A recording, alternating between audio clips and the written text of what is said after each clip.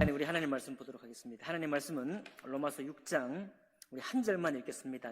로마서 6장 14절. 로마서 6장 14절. 신약 성경 247쪽 가량에 있는데요. 14절 같이 한 목소리 읽겠습니다. 시작. 죄가 너희를 주장하지 못하리니 이는 너희가 법 아래에 있지 아니하고 은혜 아래에 있음이라. 아멘. 말씀과 예배를 위해 기도하겠습니다. 존귀하신 주님 감사합니다. 우리가 늘 예수님, 주님, 하나님이라는 말을 우리 입으로 되뇌이고 또 기도하며 말씀 안에 있지만은 그러나 참으로 우리 주님을 그 은혜와 사랑을 우리가 때때로 회복하고 또 새롭게 하는 은혜 역사가 있기를 원합니다. 그 힘과 능력으로 우리가 세상을 살며 믿음으로 이겨나갈 수 있도록 저희들을 붙들어 주옵소서. 은혜로 저희들을 강건케 인도해 주옵소서. 모든 것 주님께 감사드리며 예배를 의탁할 때 귀하신 우리 주 예수님 이름으로 기도하옵나이다. 아멘. 오늘 로마서 6장에 있는 말씀을 본문으로 해서 죄의 종에서 의의 종으로라는 제목으로 하나님 말씀 나누겠습니다.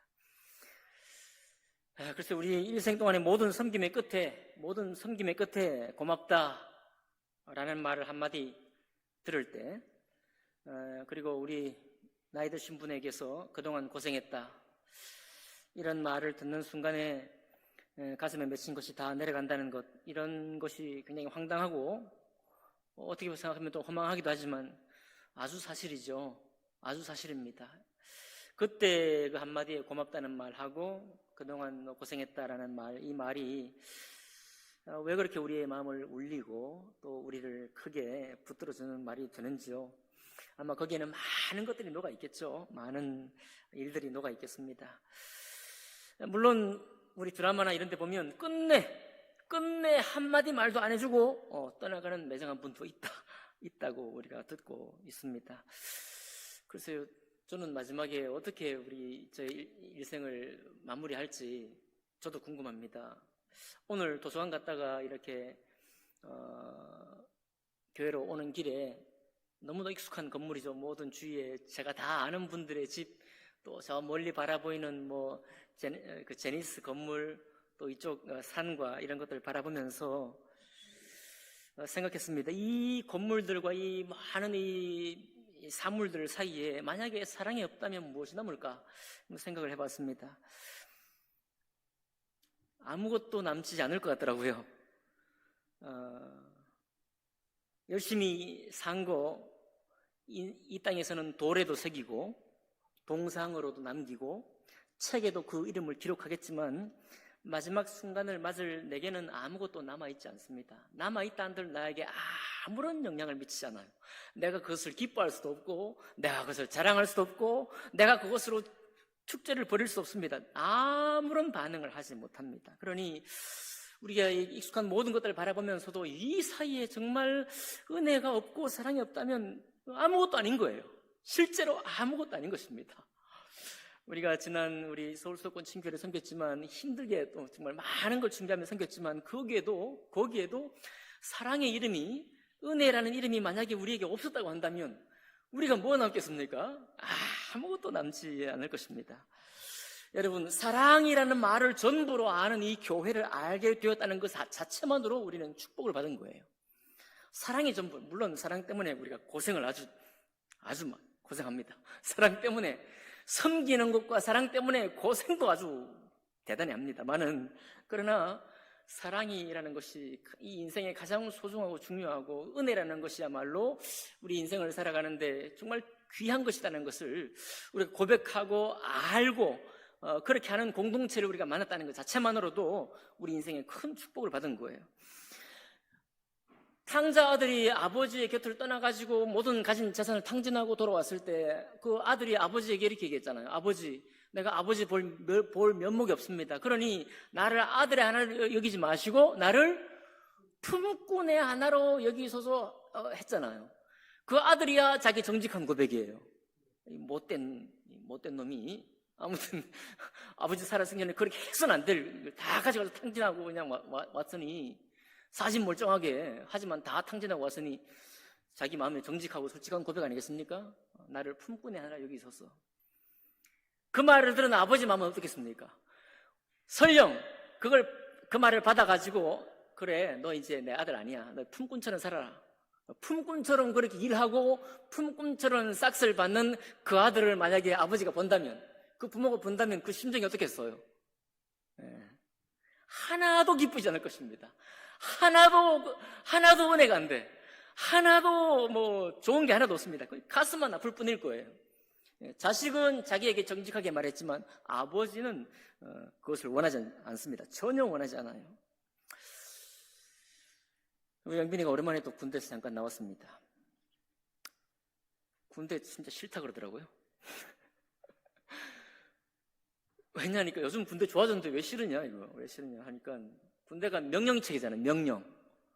뭐 합리적인 사람이 있다고 해도 거기 불합리한 게 늘 있으니까 명령체계하고 법체계 아래에 생활하는 거예요. 그러니까 그 자체가 싫은 거예요. 여러분, 뭐 구타가 있어 싫은 게 아닙니다. 뭐 고문관이 있어서 싫은 게 아니에요. 그건 항상 있는 거니까. 근본 우리가 군대라는 것을, 나라를 지킨다는 특별한 사명이 없이는 일반 병들에게 군대가 왜 싫으냐? 거기는 명령으로 움직이기 때문에 싫은 거예요. 거기는 법으로만 움직이기 때문에 싫은 것입니다. 근데 이제 집에 오면 뭐가 있나요? 집에 오면 명령이 있습니까? 집에 오면 법이 있나요? 아니요. 집에 오면 사랑의 법밖에 없어요. 사랑의 법밖에. 집에 오면 뭘 하든지 그냥 뭐 해주고 싶고. 그러지 않습니까? 그냥 어떻게 말을 해도 그냥 좋은 거 먹이고 싶고, 그냥 안아주고 싶고, 두드려주고 싶고. 온 지 몇 시간도 안 돼가지고 이렇게 말하더라고요. 아빠, 정말 집이 좋아. 그럼 집이 좋지. 어디가 좋습니까? 집이 근데 왜 좋아요? 집이 익숙하게 되면 좋습니까? 군대도 1년 6개월 동안 익숙했는데 뭐 집이 왜 좋습니까? 집에는요, 이 공기가 사랑이에요. 사랑. 이 집에는 모든 운영하는 원리 자체가 사랑입니다. 맞나요? 그런 집에 안 사십니까? 집은 그냥 살아요. 부모와 특히 자녀. 하나님께서 하나님의 사랑을 우리에게 말씀해 주실 때 부모와 자녀의 사랑으로 이 비유했다는 것, 정말 기가 막힌 비유죠. 이거는 우리가 가족 관계나 이 인간 세상에 가질 수 있는 모든 관계 중에 유일한 건 거예요. 유일한 사랑입니다. 부모가 자녀를 사랑하는 것. 그죠? 부모가 자녀를 사랑하는, 이거는 유일한 관계. 이건 뭐 말도 안 되는 부당한 관계입니다. 부당한 관계. 뭐 잘해도 잘한다고 뭐 떡 하나 더 주는 게 아닙니다. 못한다고 떡 하나 빼는 것도 아니에요. 그냥 주고 싶어서, 그냥 막 사랑하고 싶어서 하는 게 바로 우리 집에서 있는 사랑이잖아요. 그 사랑이 자녀를 살게 하고, 설령 자녀가 깨닫지 못해, 설령 자녀가 부모의 사랑을 깨닫지 못해, 깨닫지 못한다고 해서 부모가 때때로는 약간의 장탄식을 할 수 있지만 못 깨닫는다고 꿀밤을 한 대 먹이겠습니까? 아니잖아요. 몇 년, 10년이 흐르고 20년이 흐르고 못 깨닫던 부모의 사랑은 왜 그렇게 자꾸 나가는 겁니까? 왜 이렇게 흘러가는 거예요? 신기하지 않습니까? 우리가 신앙생활하고 하나님을 섬기는 것도 마찬가지예요. 여러분, 우리 국가에도 경제를 살리겠다고 모든 경제에 상거래 세부적인 데까지 세세하게 법률을 만든다고 생각해 보세요. 그러면 상공인들 다 죽습니다. 그죠? 법은 필요한 만큼만 있어야 돼. 법이 없으면 안 되는 이 세상 사회도 필요한 만큼만 있어야지 세부적으로 자꾸 법을 만들어. 군대에서도 요즘은요, 영창이 없고 무슨 그린 무슨 이런 데도 있고요. 아무튼 많이 달라졌대요. 그러게 여러 가지 규칙과 이 제재하는 것들을 많이 만드는 사회, 많이 만드는 공동체일수록 그 공동체는 나쁜 공동체예요. 그 공동체는 살기가 별로 싫은 공동체입니다. 그 집은 바로 법이 아니라 규칙이 아니라 사랑으로 나아가는 것이기 때문에 집이 좋은 것이거든요. 우리가 신앙생활 할 때 우리가 어떻게 은혜 안에 살까요? 우리가 어떻게 은혜 안에 그 사랑을 안에 정말 힘을 받고 탄력을 받으면서 살까요? 그건 바로 하나님이 우리에게 섬김의 많은 법을 요구하고 요청한다고 하기 이전에 주님이 우리를 어떻게 근본 대하시는가를 다시 한번 확인하고 또 그분의 사랑을 우리가 맛보는 것이 중요합니다. 그러겠죠? 집에 와서 쉼을 쉬고 다시 나가는 것, 출정하는 것처럼 우리도 신앙생활 하면서 교회도 얼마나 섬김의 법이 많아요. 뭐 눈에 보이는 법부터 시작해서 눈에 안 보이는 법도 얼마나 많습니까? 관계 속에 얼마나 많은 법이 있어요. 그 법대로 섬겨야 되고 그 법대로 섬기지 않으면 우리가 막 서로 막 힘들고 이렇게 되면 이 교회가 살기 어려운 교회가 되는 겁니다. 그러면 우리에게는 무엇이 넘쳐야 되겠습니까? 우리에게는 이 교회는 무엇이 넘치는 게 중요하겠습니까? 은혜가 넘쳐야 돼요.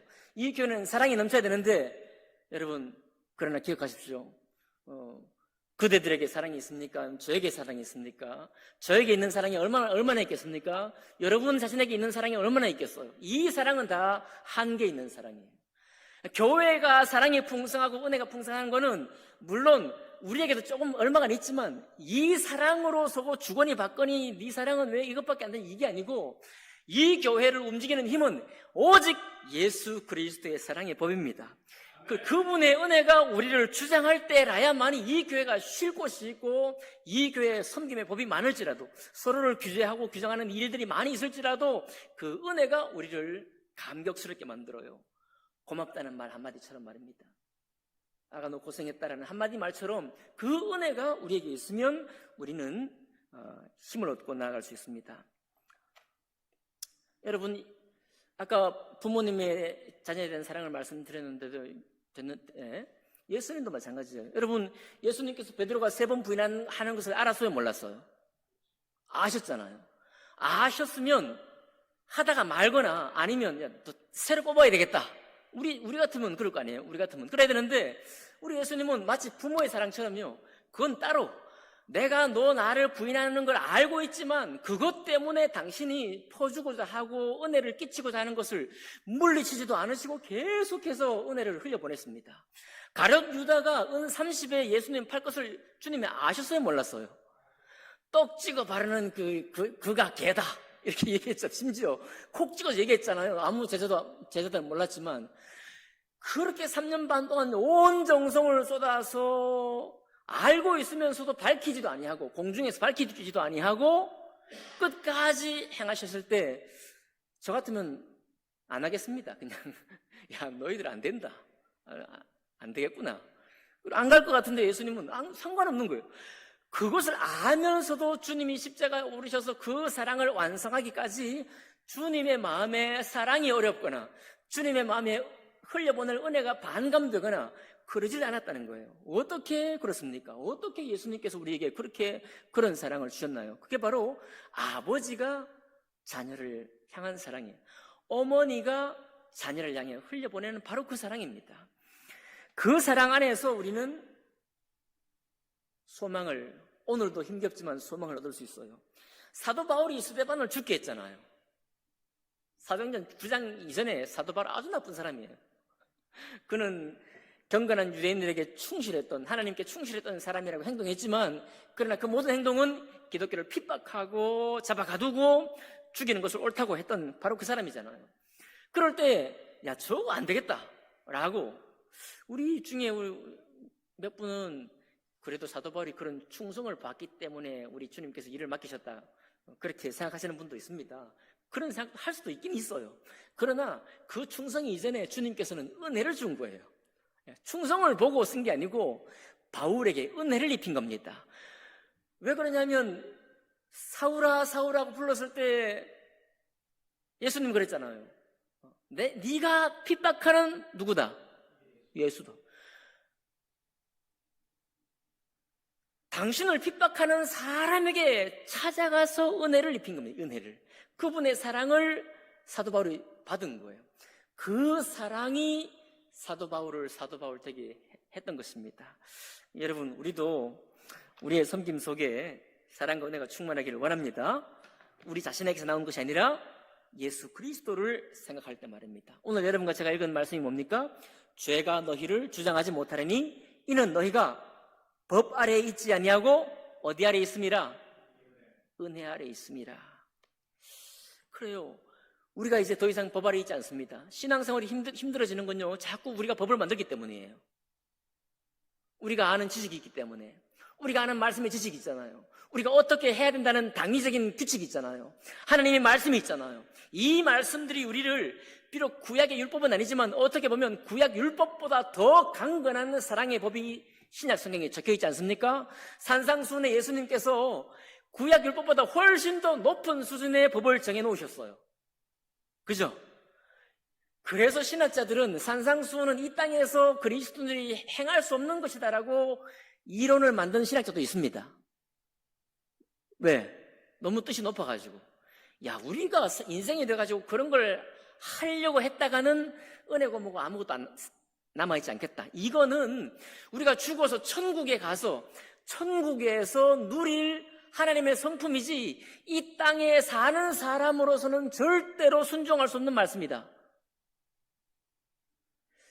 여러분, 그 신학자들이 엉뚱한 소리 했겠습니까? 자기들도 해보니까, 하려고 해보니까 돼, 안 돼? 잘 안 되니까. 이거는 나만 안 되는 게 아니라 저 사람도 안 되고 우리 모두 이 땅에서는 이룰 수 없는 말씀이다. 이렇게 놓고 보니까 굉장히 황당해지죠. 주님께서 우리에게 주신 이 사랑의 법인데 그 사랑의 법을 이 땅에서도 할 수도 없는 법을 만들어 놓으셨다. 사람 잡는 법이 되는 거죠. 여러분, 그러니까 기독교 신앙이요, 우리가 서로에게 사람 잡는 법이 되기 십상입니다. 다른 사람을 아주 나 스스로뿐만 아니라 다른 사람을 잡을 수 있는 가장 이 유력한 그룹이 기독교예요. 여러분, 왜 기독교가 다른 많은 종교들에 비난받거나 때로 비난받을 거리가 있긴 하지만 기본적으로 그렇게 되는가 하면은 우리에게 배타적인 것이 있을 뿐만 아니라 우리가 하나님의 지식을 안다고 하면서 주님의 말씀의 법을 가지고 많은 사람을 판단하기 때문에 그래요. 쉴 틈이 없고 숨 쉴 공간이 없을 수 있습니다. 오히려 기독교가, 여러분, 불교는요, 뭐 분리문자라 그러지 않습니까? 불교 같은 경우는 이렇게 말로 막 하는 경우가 아니에요. 막 깨달음을 추구하고 묵상도 하고 말이죠. 아니면 관상도 하고 이렇게 삶을 통해서 막 깨달음을 이렇게 세우려고 그러잖아요. 우리 기독교는 말씀이 적혀 있어요. 말씀이 적혀 있으니까 이 말씀이 오히려 법이 돼. 다시 말씀드립니다. 군대가 싫은 이유는 거기가 명령과 법체계만이 그게 기틀이기, 그 체제이기 때문에 군대가 싫은 거예요. 똑같습니다. 교회가 힘들어지는 건 언제냐? 하나님의 말씀의 법이 자꾸만 세워지면 교회가 힘들어지는 거예요. 법이 왜 이렇게 안 하냐 이거예요. 왜 저렇게 못하냐? 이렇게 서로가 서로를 생각하면 할수록 교회는 교회답지 못해지는 겁니다. 그래서 오늘 사도 바울이 말하고 있잖아요. 너희가 법 아래 있지 아니하고, 우리가 법 아래 있지 아니하고. 아니, 하나님 무슨 말씀입니까? 로마서도 법, 사도행전의 법, 요한일서에도 법, 요한계시록에도 법, 모두가 우리가 따르고 순종해야 될 법인데 우리가 법 아래 있지 않다는 게 무슨 말입니까? 여러분, 그러니까 신앙생활이 참 우리가 잘 살아야 됩니다. 우리가 하나님 말씀을 잘 읽어야 될 뿐만 아니라 이 말씀을 잘 읽고도 이 말씀의 법 그 위에 훨씬 더 그 위에서 능력으로 역사해야 될 것이 뭐냐면 바로 은혜예요. 은혜 아래에 있을 때만 우리는 살 수 있습니다. 은혜 아래에서 있을 때만 사실은 그 말씀을 순종할 힘도 얻어요. 은혜. 고맙다는 한마디 말이 우리의 마음을 높게 한다고요? 그 속에 은혜가 있기 때문에. 은혜가. 너 마땅히 할 것 했잖아. 품꾼이 하던 것처럼 네가 할 거 했는데 뭘 고마운 게 하나도 없다 너? 이건 은혜가 아닌 거죠. 서로의 넘침이 있습니다. 부족한 것도 있고 넘침도 있어요. 이런 것 가운데에서 거기에 서로 관통하는 이야기 속에서 은혜가 나올 때, 그럴 때 우리 마음에 소망이 시작되는 거거든요. 이게 법 아래 있지 아니하고 은혜 아래 있다는 사실을 우리가 마음에 생각하면 우리의 신앙이 훨씬 더 자유로울 수 있다고 저는 믿습니다. 이게 너무 중요한 것이 사도 바울이 6장 전체를 통해 하는 말이 그 말이거든요. 우리가 죄에 대해서 죽었다. 죄에 대해서 죽었다는 말은 더 이상 죄를 위해서 우리 몸을 들이지 아니하고 이제는 하나님의 영원한 생명 아래 다시 살은 예수 그리스도와 함께 우리도 생명 안에 살자, 그 말인데, 이거를 또 너무 빨리 읽어버려요. 너무 빨리 읽으면은 그래, 죄에 순종하지 말고 하나님의 거룩한 말씀에 순종해야지, 빨리 가버려. 너무 빨리 넘어가면요 은혜가 없습니다. 여러분, 군대에서 시달려고 왔는데 여기서 뭘 또 시키잖아요. 할 수 있겠습니까? 회복이 안 된 거예요. 회복이. 여러분, 마음이 회복이 안 되면 할 수 없습니다. 할 수 없어. 은혜가 마음속에 있지 않으면 할 수 없습니다. 그래서 오늘 우리 교회 생활, 우리의 신앙 생활 가운데 이게 무슨 은혜라는 게 수단이 아니에요. 수단. 야, 은혜를 받으면 더 잘할 수 있지, 이런 목적을 위해서 은혜가 동원되는 게 아니에요. 무슨 목적을 이루려고 은혜를 동원시키는 게 아닙니다. 은혜 아래에 있어야만 된다는 거예요. 아무 일도 안 해도 돼요. 사실은 아무 일도 안 해도 됩니다.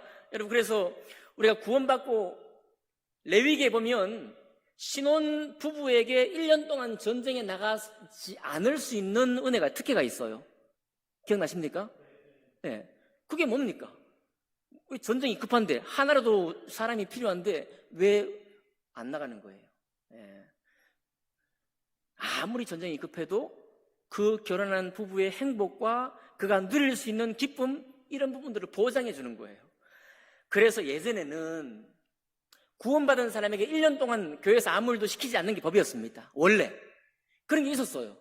여러분, 혹시 그런 거 기억나십니까? 제자 훈련에 어떤 그런 약간 눈에 보이지 않는 법이 있었습니다. 구원받은 사람은 구원받은 기쁨을 누리는 중요하기 때문에 이것저것 시키면 안 된다. 그런데 교회 목사님은요, 일이 급하니까 은혜 받았으니까 이거 하고 저도 그럴 때가 있어요. 너 이제 복을 받았으니까 이것도 하고 저것도 하고 막 자꾸 시키려고 그래. 그러니까 은혜를 충분히 누리지도 못하고 맛보지도 못하고 은혜 아래에 있다는 게 뭔지도 충분히 알기도 전에 일을 하다가 나자빠지는 거예요. 저는 구원받기 위해서 5년 동안 애를 먹고, 그리고 구원받아서도 제가 종종 말씀드렸는데 사랑을 하려고 제가 마음을 별로 먹지 않았습니다. 오히려 무엇을 제 마음속에 품었는가 하면 복음을 더 달라고. 복음을. 하나님, 복음이 얼마나 능력이 있는지, 예수 그리스도가 정말로 나의 삶에 존귀한 분이 맞는지, 이 말씀을 통해 복음을 풍성하게 해달라고. 복음을 복음답게 해달라고 계속해서 강구했어요. 한 10년 이상이 했던 것 같습니다. 그 10년 동안에도 하나님, 나에게 사랑을 요구하지 마세요. 저 나쁘죠? 나 사랑하라고 하지 마세요. 난 복음이 주는 은혜가 필요합니다. 복음만 필요해. 나는 복음만 필요해요. 그랬던 사람입니다. 그렇게 해서 복음이 주는 은혜, 그리스도의 은혜를 조금 더 많이 풍성히 거기에 거하면 거할수록 그가 해낼 수 있거나 할 수 있는 일은 더 많아집니다. 더 많아져요. 오늘날 여러분과 저도 마찬가지입니다. 죄에 대해 죽은 사람은 그리스도와 함께 장사되었고, 하나님 아버지께서 그리스도를 다시 살리신 것 같이 우리도 새 생명으로 부활로 연합하였다. 죽었다가 살았다. 아닙니다. 어떤 분은 이렇게 얘기했어요. 죽었다가 살기 전에 장사 지낸 것이 3일이나 있었다. 아무 일도 하지 아니하고 그저 하나님의 살리시는 은혜만, 100% 은혜만 받는 시간이 3일간 있었다라고 말해요. 지금 새로 나온 책들입니다. 죽고 산 것이 복음이라고 그러죠. 성경대로 그리스도께서 우리 죄를 위해 죽으시고 장사한 지 3일만, 성경대로 3일 만에 다시 살아나셨다. 아니라는 거예요. 이렇게 빨리 살아나시면 안 돼. 금방 죽고 금방 살아나시면 안 돼. 죽고 난 후에 사흘 동안에 아무 일도 하지 않은 채로 꼼짝없이 하나님의 전적인 살리심의 은혜를 받아야 하는 사흘이 필요했다. 현대 기독교의 문제가 뭔가? 장사된 사흘이 빠져있다 이거예요. 빠져있다. 그 사흘의 의미를 우리가 잃어버리고 있다는 거예요. 잃어버리고 있다는 것입니다. 사흘이 있어야 다시 살아나는 은혜가 더 크다라고 말하는 거거든요. 오늘 우리가 이 말씀을 계속 읽고 있습니다. 6장의 말씀은 항상 반복돼. 똑같은 말 같아요. 더 이상 법 아래 있지 아니하고 은혜 아래 있다. 그리고 죄에 대해서는 죽고 영생을 위해 살았다. 계속 반복해서 말하고 있습니다. 우리 몸을 죄의 종로로 타는 몸의 사역을 순종하게 하지 말고 불의의 무기로 내주지 말고 의의 무기로 하나님께 드리라. 마치 이전에는 세상 일을 했지만 이제는 교회 일을 하라라고 말하는 것 같아요. 예? 전에는 네가 세상 일을 열심히 했지만 이제는 교회 일을 열심히 하라고 말하는 것 같습니다. 아닙니다. 그 말이 아니에요. 참으로 우리를 명령하는 분은, 우리에게 뭔가를 시키실 분은 법이나 명령이나 말씀 하나 작구를 가지고 우리에게 명령하시는 분이 아니라 은혜 안에 머물게 하는 분이라는 거예요. 은혜 안에 머물게 하는 분이다.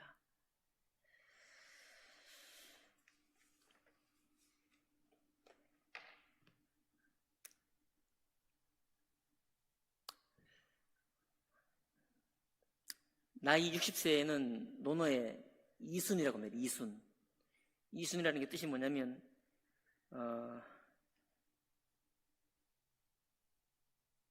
이제 인생의 연륜이 쌓여가지고 남의 말을 어떤 말이라도 받아들일 줄 안돼요. 그런데 이건 너무 점잖은 해석이고 현대적으로 해석하면 이렇게 된대요. 이순이, 귀가 부드러워지는 이순은 어떤 사람이냐? 지극히 평범한 사람이 된다는 거예요. 지극히 평범한 사람. 어떤 사람이 저 사람이 너무 이기적이야, 이기적이다라고 하는 평가를 받을 수도 있고, 그 사람이, 그 말은 뭐냐면 누군가 나를 보면서 저 사람이 이기적이란 말을 해도 내가 그 말을 듣고 나 이기적이야 라고 받아 넘길 수 있다 이 말이에요.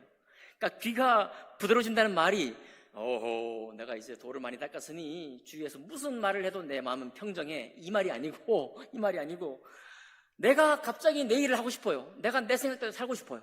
그래서 내 생각대로 살았습니다. 그러니까 언제부턴가 나에게 이기적이라는 어떤 비난이 몰려와요. 어떤 평가를 내가 받게 되는 거예요.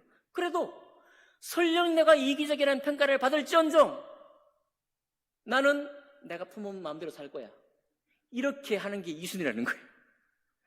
일관성이 없이 그때그때 감정에 따라 다르게 행동할 수 있어서 저분은 정말 믿을 수가 없어, 일관성이 없어, 혹시 그런 평가를 받게 된다고 할지라도 내가 그렇게 사는 거예요.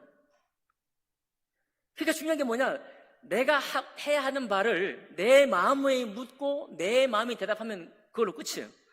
그리고 내가 해야 할 일이라고 생각하면 그렇게 하고, 그 뒤에 내가 한 일과 내가 한 행동에 대해서 다른 사람이 무슨 말로 나를 평가하거나 정죄하거나 뭘 해도 내 귀가 그것 때문에 너무 심하게 괴로워하지 않아. 이게 이순이래요. 쉽지 않습니까 조금? 다른 사람이 나에게 하는 말 때문에 내가 괴로워하고 밤잠을 자지 못하는 그런 게 아니라는 거예요. 내 마음이 이걸 원해. 내 마음이 좀 놀기를 원해. 놀아버리는 거예요. 근데 놀아버렸더니 갑자기 주위에서 안 좋은 말이 들려와. 상관없어요. 이게 내가 살 길이에요. 이게 내가 은혜 아래에 있는 길이에요. 이 은혜가 나에게 있어야 내가 뭔가를 할 수 있는 사람이에요 라고 차고 나간다는 거예요. 네. 이기적인 사람이 여기 계시나요? 네. 이기적으로 사시기 바랍니다. 그동안 내가 세상 관계 속에서 눌려가지고 이 세상에서 이타적으로 살라고 너무 많이 가르쳐가지고 그때 내가 원하는 걸 하고 싶었는데 못했어. 나중에 살다 보니까 자식 때문에 못하고 부모님 때문에 못하고 아무것도 못해. 그런데 어떤 순간에 갑자기 찾아왔습니다. 나 이기적으로 살래. 이거 성경이 가르치는 거 맞을까요? 나 좀 이기적으로 살 거야. 나 이제부터 내가 원하는 대로 살 거야 라고 하면서도, 왜? 이게 내 마음이 원하는 목소리니까 내 마음이 원하는 목소리를 내면서 그에 따라가면서도 다른 사람이 내게 무슨 말을 퍼붓든지 간에 거기에 대해서 내 귀가 부드러워. 내가 거기에 좌우되지 않아요. 충분히 살아왔고, 내가 충분히 다른 사람 말 들어왔고, 내가 충분히 이타적으로 살아왔어요. 그런데 살다 보니까 나에게 법밖에 안 남았어요. 나에게 많은 사람들의 이목을 생각하는 이런 것밖에는 남지 않았어요. 내 마음이 앙상해요. 내 마음이 황망해요. 내 마음이 광야 같은 마음이 되었어요. 그런 목소리가 있다고 한다면 오늘 이 법 아래 있지 아니하고 은혜 아래 있게 되었다는 이 말씀의 뜻을 우리가 기쁨으로 받아 안기를 바랍니다. 부모님이 자녀를 향해서 항상 사랑만을 흘려보내는 것처럼 예수께서 우리에게 잠깐의 은혜를 주시고 많은 일에 써먹기 위해서 우리를 구원하신 것이 아니라는 사실입니다.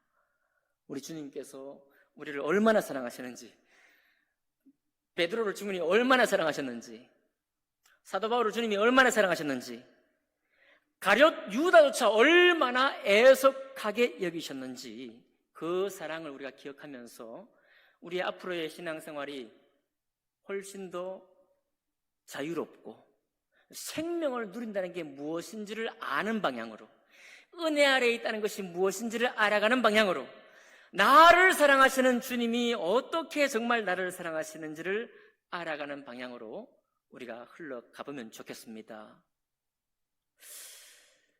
주님의 은혜가 여러분과 저의 삶을 주장하는 그런 신앙이 되기를 주님의 이름으로 축복합니다. 기도하겠습니다.